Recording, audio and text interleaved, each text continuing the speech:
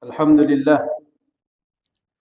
الحمد لله العلي الكبير المتعال ذي الجلال والجمال والكمال.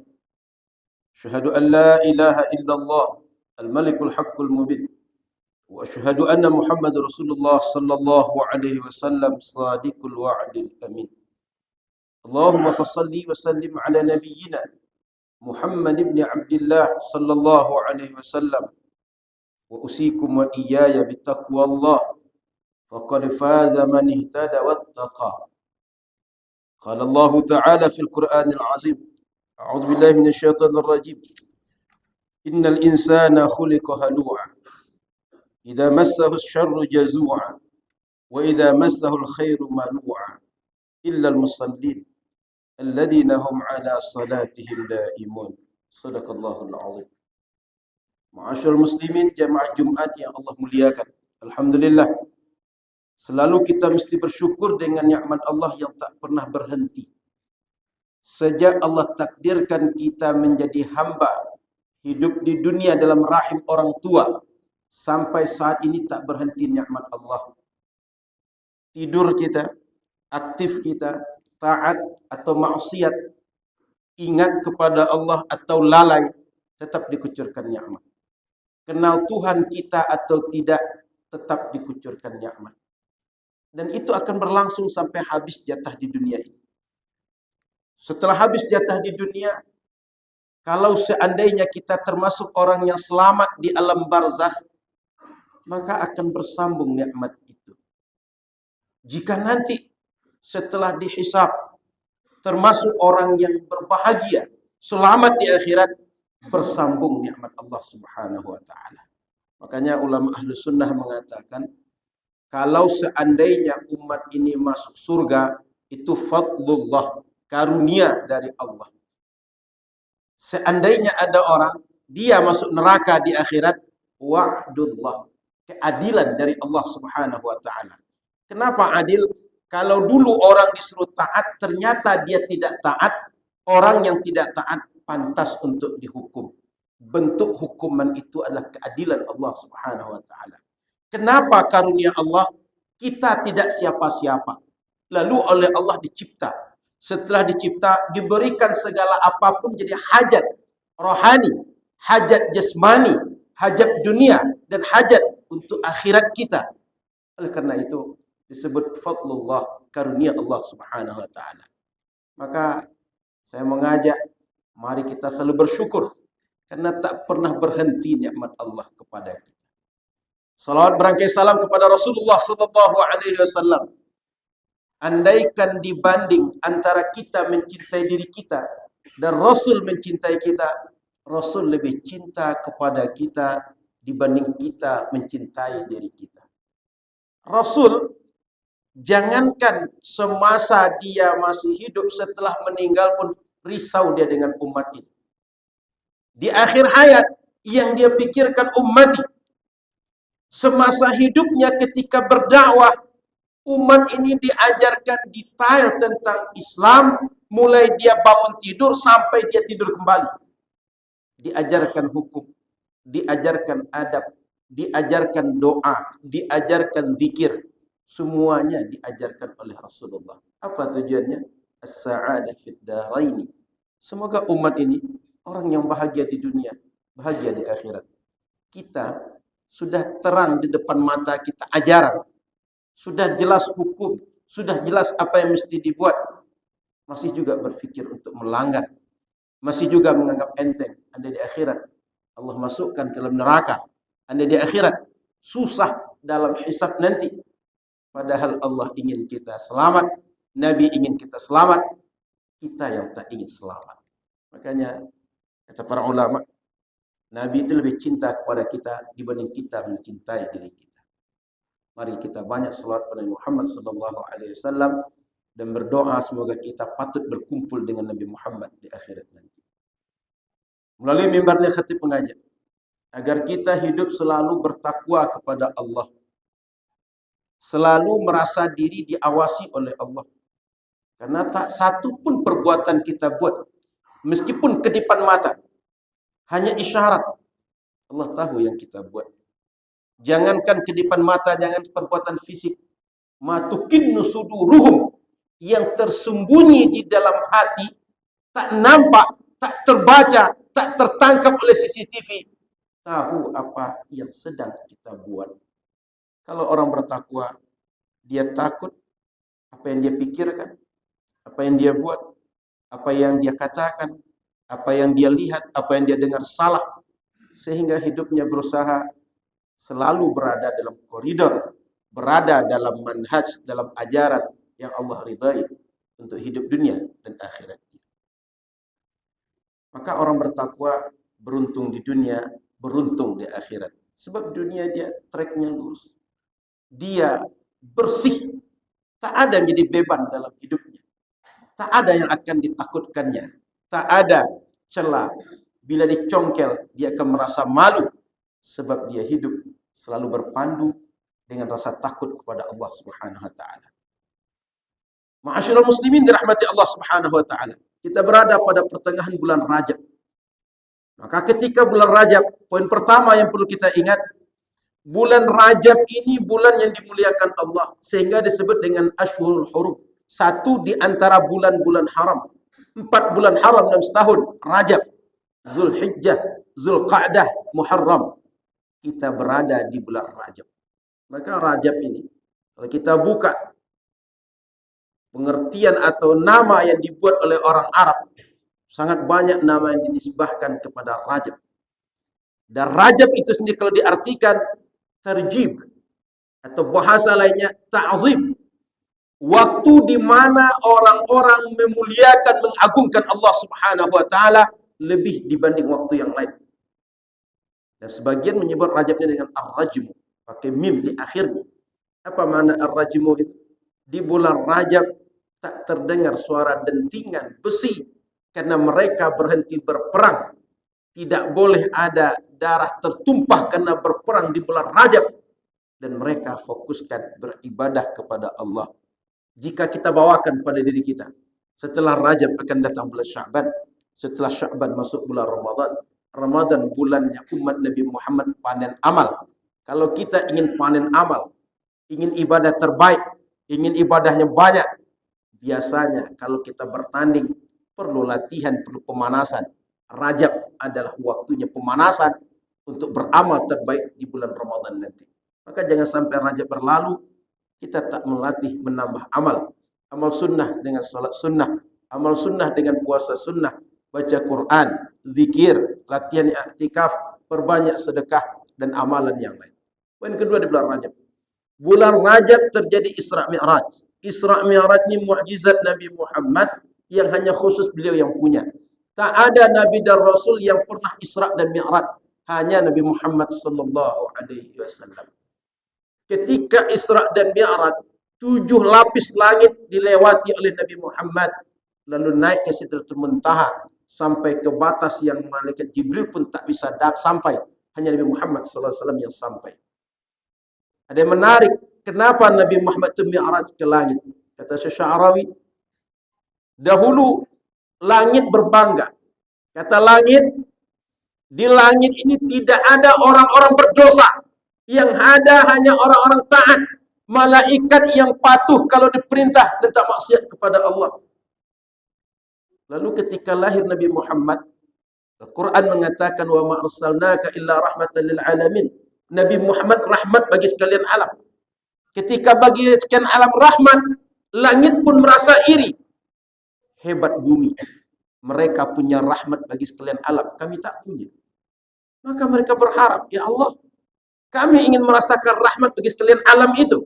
Kapan kami merasakannya? Itulah sebabnya Mi'raj Nabi Muhammad, Allah jadikan perjalanan melewati 7 lapis langit. Karena bisa saja Mi'raj itu perjalanan ke tempat yang lain. Tapi karena langit ingin pula merasakan rahmatnya Nabi Muhammad sallallahu alaihi wasallam, maka perjalanan Mi'raj Allah jadikan melewati 7 lapis langit dan 7 lapis langit dan batas yang tak bisa makhluk naik kecuali Nabi Muhammad sallallahu alaihi wasallam. Poin ketiga di bulan Rajab, disyariatkan salat bagi umat Nabi Muhammad sallallahu alaihi wasallam. Maka ketika datang bulan Rajab, selaku muslim, mesti kita evaluasi salat kita. Bertanya kita tentang salat kita. Salat ini perlu kita sadari. Saking pentingnya, di dalam Al-Quran dikatakan, orang kafir pun akan dihisab kenapa tak salat di dunia. Maka ditanya, ma salakakum fi saqar? Qalu lam naku minal musallin. Orang-orang kafir, kenapa kalian dimasukkan dalam neraka saqar? Kata mereka, di dunia kami tak pernah salat. Maka oleh karena itu para ulama usul fikih berdebat. Apakah orang-orang kafir mereka dikhitab, diperintah juga oleh syariat menjalankan furu' syariat atau tidak? Apakah mereka diperintahkan untuk sholat atau tidak? Apakah diperintahkan mereka meninggalkan riba atau tidak? Apakah diperintahkan mereka melaksanakan zakat atau tidak? Kata para ulama usul sebagian, mereka juga diperintahkan. Sehingga Allah hisab, kenapa kalian tak sholat wahai orang kafir? Poin kedua, kenapa penting sholat ini? Kita tengok. Saking pentingnya Nabi menyuruh kepada kita agar kalau anak kalian umur 7 tahun, muru auladakum bisalah. Suruh anak kalian untuk salat. Sejak umur berapa? 7 tahun. Baru mulai mengerti. Baru mulai bisa connect dengan kita, bisa berkomunikasi, paham dengan arahan kita. Suruh anak kalian untuk salat. Kalau 10 tahun tak juga salat, mereka disuruh oleh Nabi SAW, pukullah mereka, lebih tegas dalam mendidik mereka. Poin ketiga, pentingnya salat. Nabi Muhammad ketika akhir hayat, di hari beliau meninggal, beliau masih berfikir salat berjamaah bersama Abu Bakar. Waktu itu Nabi suruh kepada Sayyidah Aisyah, suruh Abu Bakar jadi imam sebagai pengganti Nabi karena Nabi sudah sakit. Abu Bakar kemudian enggan menjadi imam. Lama di lobi, akhirnya mau jadi imam. Rasul kemudian mengintip dari rumahnya. Sudahkah orang sholat? Sudahkah Abu Bakar memimpin sholat? Rasul pengen sholat dengan Abu Bakar. Di hari beliau meninggal, beliau masih sholat berjamaah dengan sahabat. Maka sebagai peringatan bagi kita, kalau ada ajaran yang mengatakan, kalau seandainya kita sudah sampai kepada ma'rifat yang tertinggi kepada Allah, makam tertinggi dalam tarekat, dalam tasawuf, kemudian tak lagi wajib sholat. Jika itu ajarannya Nabi Muhammad, orang paling pertama tak perlu sholat. Siapa yang lebih tinggi ma'rifatnya dari Nabi Muhammad? Siapa yang lebih tinggi maqamnya dari Nabi Muhammad? Tak ada lebih tinggi. Tapi Nabi Muhammad yang paling tinggi sekalipun, sampai akhir hayat, dia tetap sholat. Poin keempat, pentingnya sholat. Ketika Nabi Muhammad berperang, mereka dengan sahabat masih sholat dengan sholat berjamaah. Maka kemudian kita kenal dalam fikih ada namanya sholatul khauf, sholat dalam kondisi takut. Andai kita merenungi 4 poin ini, kita yang sehat, kita yang tak kondisi seperti mereka, bukan orang kafir, bukan orang sedang perang, bukan anak-anak, bukan orang yang akan mati, lebih berfikir pentingnya salat bagi kita dibanding mereka. Salat itu kaum muslimin rahmati Allah Subhanahu wa taala, ghizaul jasad war ruh. Bagi orang beriman, dia adalah makanan ruh. Bahkan penemuan medis, salat itu berguna bagi kesehatan fisik kita. Tapi yang terpenting, salat itu adalah makanan ruh. Orang beriman kalau dia salat, dia akan ingat dengan Allah. Kalau dia salat, dia akan sadar kebesaran Allah. Kalau dia salat, dia akan sadar dengan keesaan Allah. Dia akan sadar bahwa satu-satunya pencipta, satu-satunya pemberi rezeki, satu-satunya penjaga, satu-satunya yang memberikan hidayah hanya Allah Subhanahu wa taala. Sehingga orang yang salat, kalau dia sadar dengan Allah Subhanahu wa taala, ketika di luar salat dia tidak akan berbuat yang aneh-aneh. Itulah makanya kata Al-Qur'an, inna salata tanha anil fahsya'i wal munkar. Salat mencegah orang berbuat keji dan mungkar. Kenapa? Orang salat, orang yang ingat kepada Allah. Ingat di dalam salatnya, ingat di luar salatnya. Kemudian kaum muslimin rahmati Allah Subhanahu wa taala. Kenapa salat penting bagi kita? Nanti di akhirat akan dihisab semua amal kita. Lalu ketika dihisab, awwalu ma yuhasabu bihil 'abdus shalah. Perbuatan pertama hamba yang akan dihisab oleh Allah salat. Idza saluhat saluhal 'amalu kulluh. Kalau baik salat seseorang dipandang baik semua amal dia. Wa idza fasadat fasadal amalu kulluh. Kalau seandainya solatnya dianggap tidak baik, rusak, tidak sempurna, maka yang lain dianggap rusak, dianggap tidak baik oleh Allah Subhanahu wa taala. Maka sekalian saya menghimbau, bila kita badan sehat waktu lapang, tambahkanlah solat sunnah. Karena solat sunnah itu nanti ketika amal kita diperiksa solat tadi oleh Allah, ada yang kurang, Allah akan bertanya, dulu hambaku di dunia solat sunnah atau tidak? Kalau ada solat sunnah, tambahkan pahala solat sunnahnya, menyempurnakan solat wajib. Setelah sempurna, baru dihisab oleh Allah Subhanahu wa taala.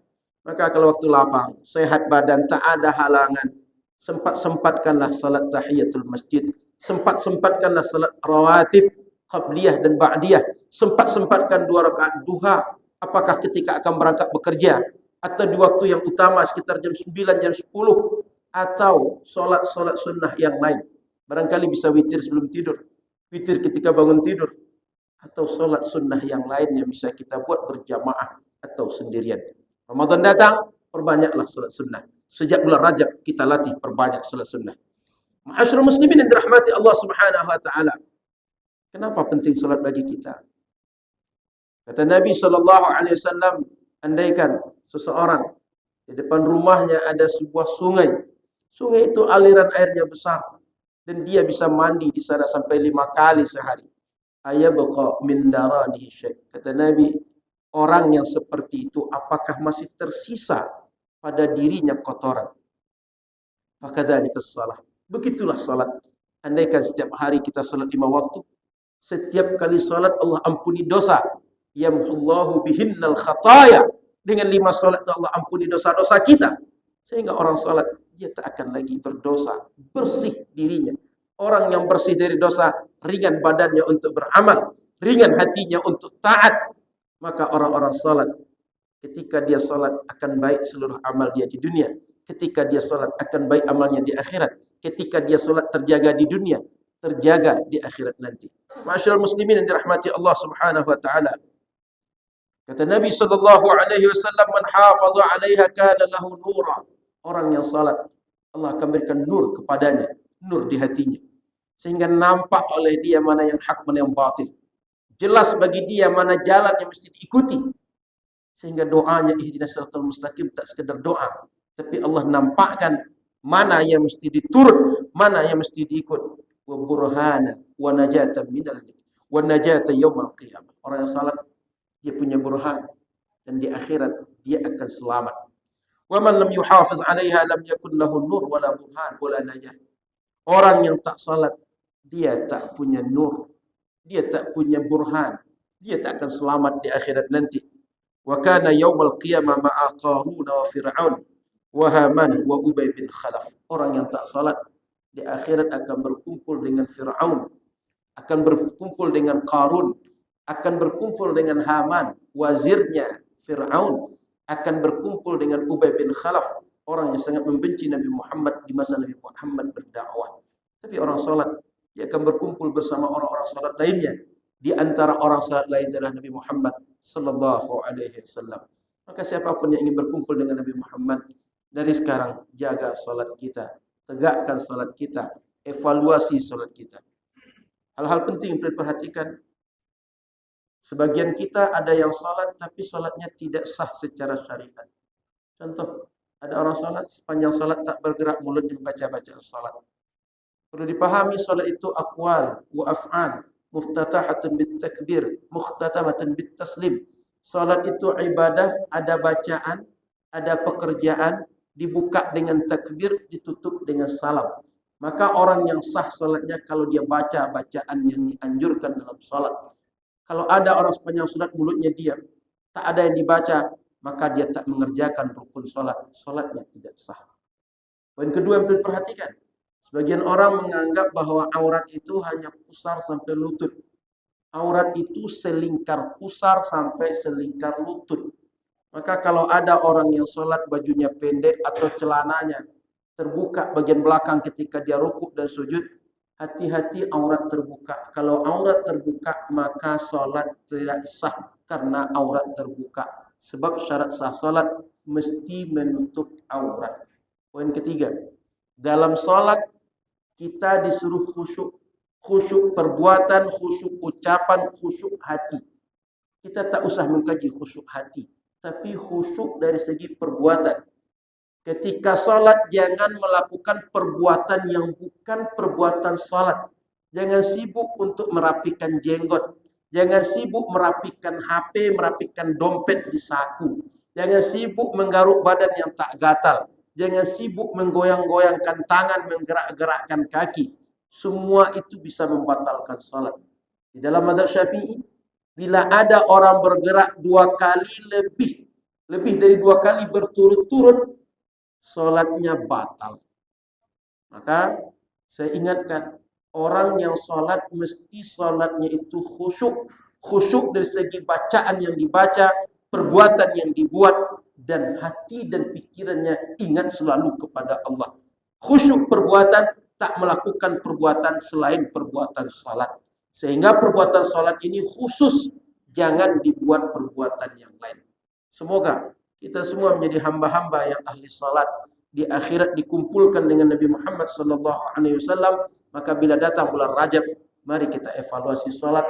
Kita tanya kepada diri kita ilmu salatnya, pelaksanaan salatnya, kualitas salatnya, dan segala hal terkait dengan salat kita. Semoga salat membuat kita semakin kenal dengan Allah, semakin baik amal kita, semakin baik di dunia kita, dan di akhirat mudah-mudahan termasuk yang berkumpul dengan orang-orang yang selamat. Barakallahu li wa lakum bil Qur'anil azim wa nafa'ani wa iyyakum ma fihi minal ayati dzikril hakim wa taqabbalallahu minni wa minkum tilawatahu innahu huwal ghafurur rahim. اللهم صل على سيدنا ومولانا محمد وعلى آله وصحبه وسلم ورضي الله تبارك وتعالى عن كل صحابة رسول الله أجمعين.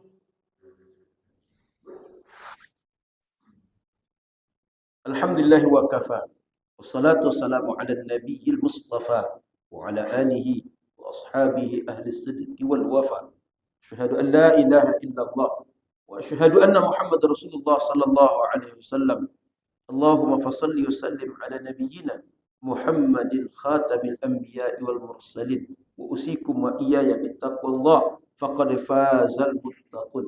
قال الله تعالى في القرآن العظيم: أعوذ بالله من الشيطان الرجيم. إن الله وملائكته يصلون على النبي يا أيها الذين آمنوا صلوا عليه وسلموا تسليما. وقال تعالى: بسم الله الرحمن الرحيم والعصر إن الإنسان لفي خسر إلا الذين آمنوا وعملوا الصالحات وتواصوا بالحق وتواصوا بالصبر. صدق الله العظيم. اللهم صل على سيدنا محمد وعلى آل سيدنا محمد كما صليت على سيدنا إبراهيم وعلى آل سيدنا إبراهيم وبارك على سيدنا محمد وعلى آل سيدنا محمد كما باركت على سيدنا إبراهيم وعلى آل سيدنا إبراهيم في العالمين إنك حميد مجيد. اللهم اغفر للمسلمين والمسلمات والمؤمنين والمؤمنات الأحياء منهم والأموات. اللهم أعنا على ذكرك وشكرك وحسن عبادتك. اللهم إنا نسألك العفو والعافية والمعافاة الدائمة في الدين والدنيا والآخرة. اللهم إنا نعوذ بك من الهم والحزن ونعوذ بك من العجز والكسل ونعوذ بك من الجبن والبخل ونعوذ بك من غلبة الدين وقهر الرجال. رضينا بالله ربا وبالإسلام دينا بمحمد صلى الله عليه وسلم. يا ربنا واعفنا الذي كان منا يا ذا الجلال والإكرام. أمتنا على دين الإسلام. اللهم أصلح لنا شأننا كله ولا تكلنا إلى أنفسنا طرفة عين. اللهم أعز الإسلام والمسلمين. اللهم انصر إخواننا المستضعفين في فلسطين. اللهم انصر إخواننا المجاهدين في فلسطين. اللهم إنا نسألك رضاك والجنة ونعوذ بك من سخطك والنار. اللهم اختم لنا بحسن الخاتمة ولا تختم علينا بسوء الخاتمة. ربنا آتنا في الدنيا حسنة وفي الآخرة حسنة وقنا عذاب النار. عباد الله، إن الله يأمر بالعدل والإحسان وإيتاء ذي القربى وينهى عن الفحشاء والمنكر والبغي يعظكم لعلكم تذكرون. فاذكروا الله يذكركم واشكروا الله على نعمه يزدكم من فضله وأقم الصلاة.